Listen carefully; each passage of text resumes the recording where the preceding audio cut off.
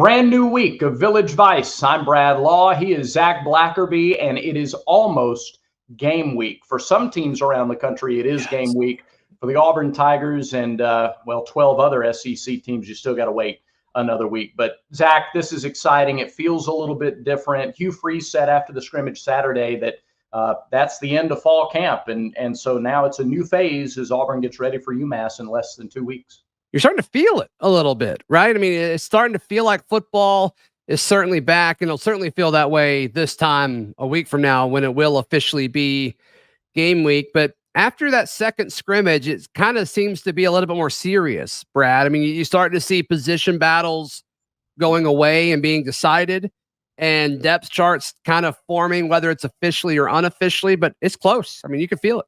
Yeah, Payton Thorne was announced the starter last week, and we talked about how important that was for the team. And we alluded to a little bit. We didn't say specifically, but we kind of alluded to other dominoes starting to fall after that was in place. And it kind of sounds like in the scrimmage, you're starting to see some guys step up and maybe earn an official spot in the starting lineup. Hugh Freeze mentioned Shane Hooks, who had a wild day on Saturday, and Xavier Miller on the offensive line, a couple of guys that I think you're going to see in the starting lineup on game one. Yeah, I think the timing of them stepping up is really big too. I mean, we talked about this before, Brad, but a lot of questions with Auburn's wide receivers. Now, I think we all agreed that there were answers on the roster as well, but somebody needed to step up. Somebody needed to do it. And it sounds like Shane Hooks did exactly that. And I kind of went on this on another show earlier today, Brad, but some of the responses was, oh, okay, he had one good catch and we're going to act like he's the greatest thing ever. And it's like, well, it wasn't just one catch. He had 6 catches on Saturday.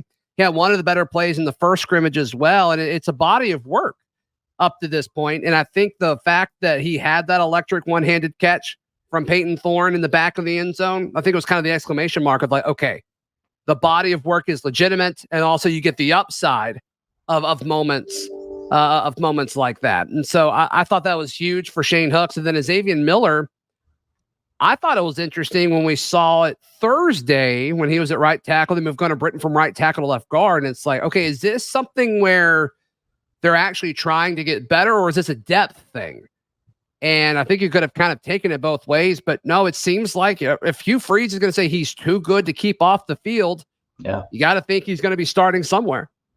Yeah, Gunnar Britton has moved over and played a little bit of guard, and Hugh Freeze talked about it Saturday about how now it's you want to put your best 5 on the field. And so Gunnar Britton is a guy that we all slotted in at a tackle spot. Mm-hmm. And if Too Tall is now is earning the spot, if he's putting the coaches in a position where they can't keep him off the field, and now you move Britton, a guy with really good size, plenty of experience, versatility on the line, to one of those guard spots. And hasn't that been one of the questions? All right, who's going to come out? Who's going to emerge as one of those interior offensive linemen?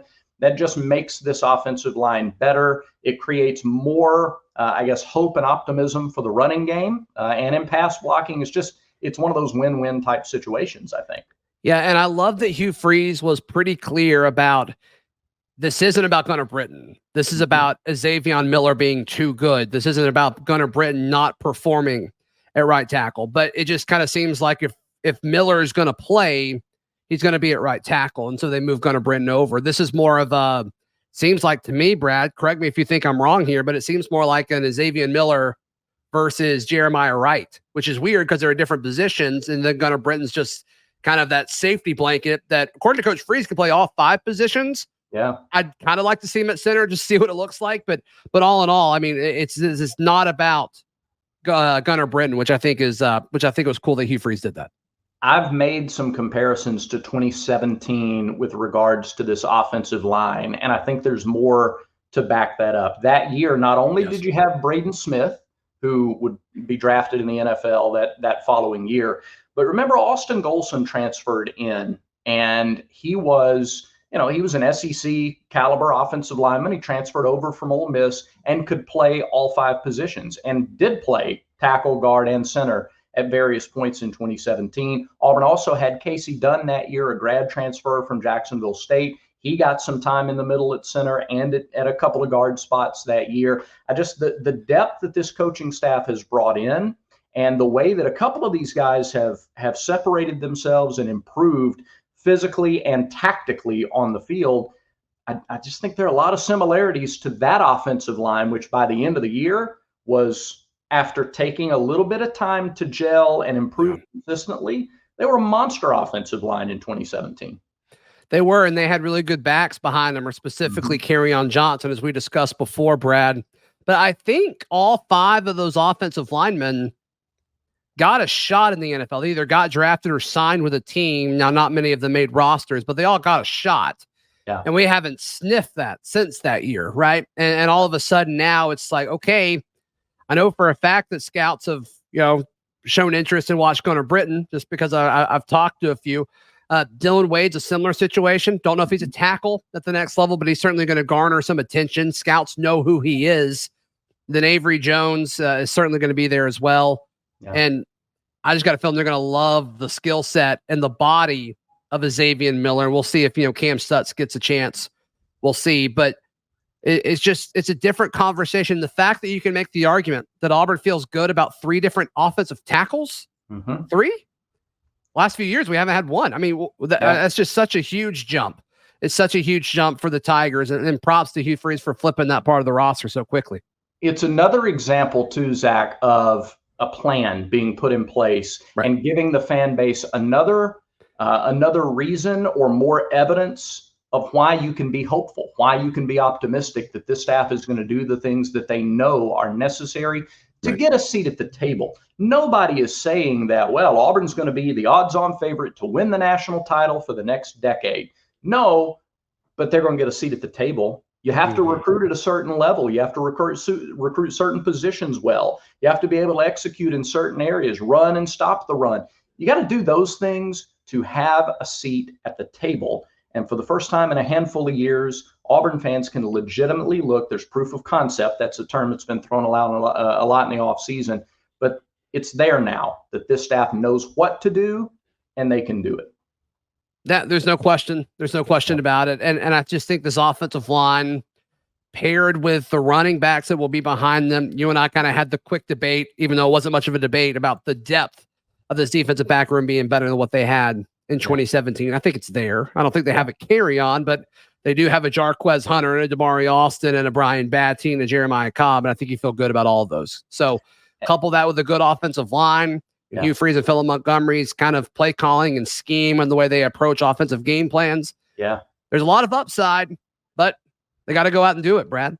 Got to go out and do it, and there's still a couple of questions to be answered, and we'll get to that in just a minute. Right now, though, we know NFL preseason is going strong. I was listening to Seahawks radio on my phone late Saturday night, and Derek Hall was their key hawk, and he came up with his first NFL preseason sack on Saturday night for the Seahawks. And week 0 college football is here, and if you need some plays, you got to go to lanceslock.com. That's lanceslock.com. Right now's the time to get the best price on the monthly and annual packages. Sign up today for the best deal. lanceslock.com.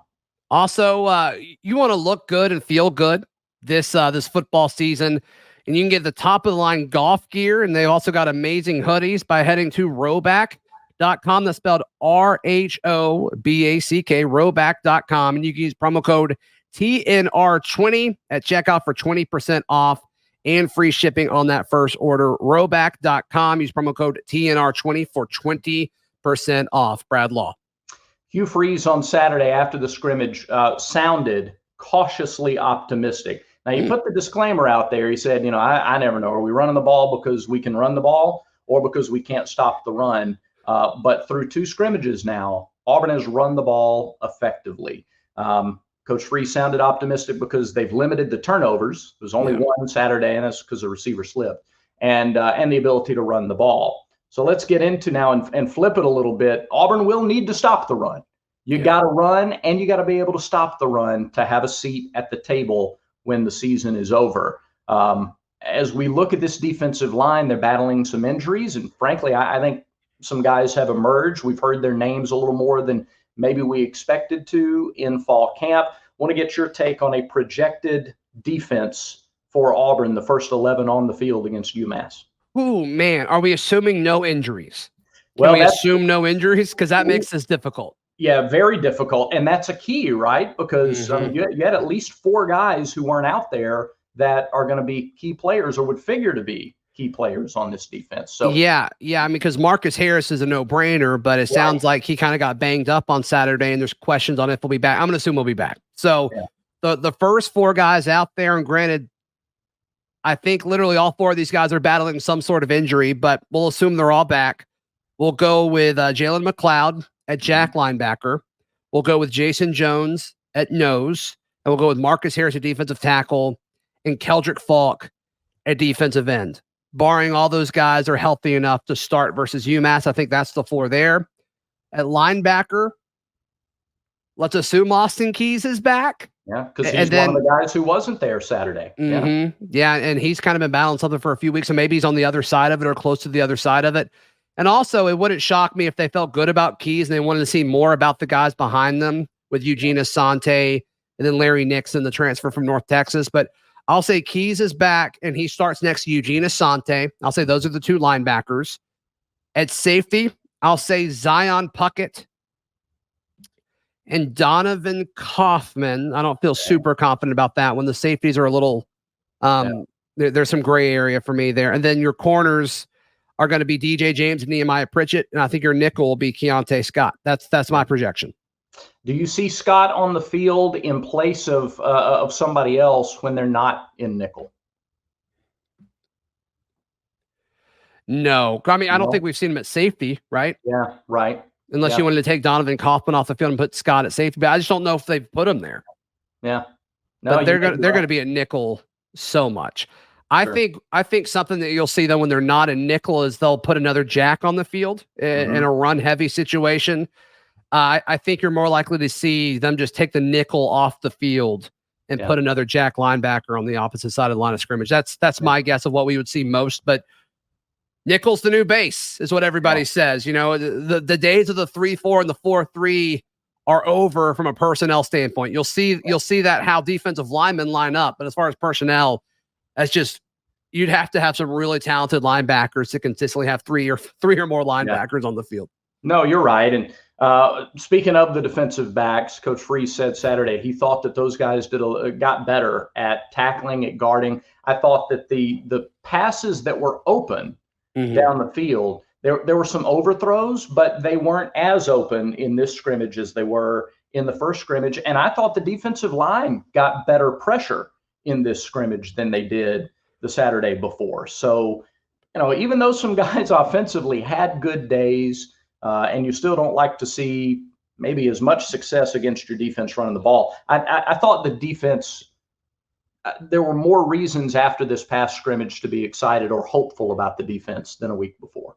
Yeah, I'm with you on that. I still think rush defense is going to be the biggest thing, which is not what I've been saying for the bulk of the offseason. I was so concerned with the pass rush, and I just assumed that from a scheme standpoint, they would figure out how to stop the run, because I thought they had the size to do that.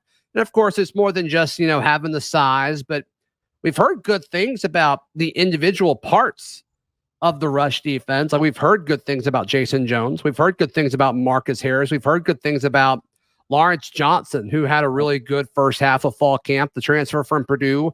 Messiah Nasili Kite, the transfer from Maryland. We heard good things about all these guys. Yeah.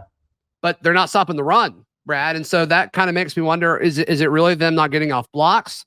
Is it a scheme thing? Is it an assignment thing? Because we all know, you know, the issue from A-Day was there was just missed assignments as far as who was setting the edge and who was keeping containment. They should have that figured out by now. So I'm a little concerned about that, Brad.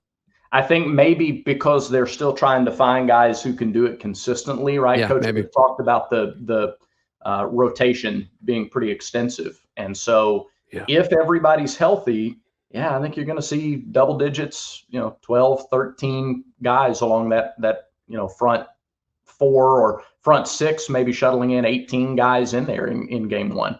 I mean, that'd be amazing. I mean, you think about it, let's just go position by position. So with Jack, you've got McLeod. Yep. And McAllister and Steven Sings. Had a good day Saturday. Oh, did he? Yep. From a pass rushing standpoint or just overall? Yeah, from a rush, he was able to get pressure off the edge. Okay. Yeah. All right. And so you probably got three guys there that I think all three of those dudes are going to be a part of the rotation. And we may see a situation where they want to put Keldrick at jack. We'll see. Yeah. At defensive end, we've got Keldrick, Falk, and you could scoot Marcus Harris out there. Masai Nasili Kite, I believe, started fall at that position. So those are probably the two you feel the best about. I think Zacchaeus Walker played some defensive end as well. So we're at 6 right there, just 2 positions into it. Marcus Harris, and then that's the position where I kind of feel a little in. A lot of the guys that can play that 3 technique are also playing that defensive end. So I don't know necessarily about what that rotation would look like since we counted all those guys. And then at nose, you got Jason Jones, Justin Rogers. Then I don't know after that. Yeah. So I mean, counting all that, I mean, we're at 10 right there, and I'm sure somebody else will step up. Sure, be big if Justin Rogers can kind of come on and fill that potential. You're able to do more with Marcus Harris in that situation. You could be a little more versatile up front with the defensive line. Yeah. It just they got to figure out assignments, and they've got to get off blocks. I think that's probably going to be their biggest thing that they're working on from now till UMass comes to town. Yeah. All right, speaking of UMass, Zach, week 0, the Minutemen are involved in week 0. They're going to head out to Las Cruces to play New Mexico State. It will be 98 degrees in Las Cruces. Won't be the same humidity, but it'll still be very, very hot. So UMass will get a little taste of the heat before they come south. That's one of the games week 0. How closely are you watching some of the matchups this weekend, or are you kind of waiting to jump into the pool next week with week 1? No, as soon as the pool opens, I want to jump in, Brad. So I'm all about it. I'm all about it. You know, we get Navy and Notre Dame and Ireland, which is fun, I guess. But I'll definitely watch UMass at New Mexico State. I don't know if I'll watch it live, but I'll definitely watch that at some point. And then I think the other game I'm probably most interested in is Hawaii at Vanderbilt, just because it's kind of like an SEC team is playing. I mean, I guess technically an SEC team is playing, and we got to see what 8 people voted for Vandy to win the SEC. We got to see what these potential SEC champs may look like. You know what? They won 2 of their last 3 last year, and beat Hawaii like 63-10 in the opener a year ago. Now they gave up 50 plus 4 times last year.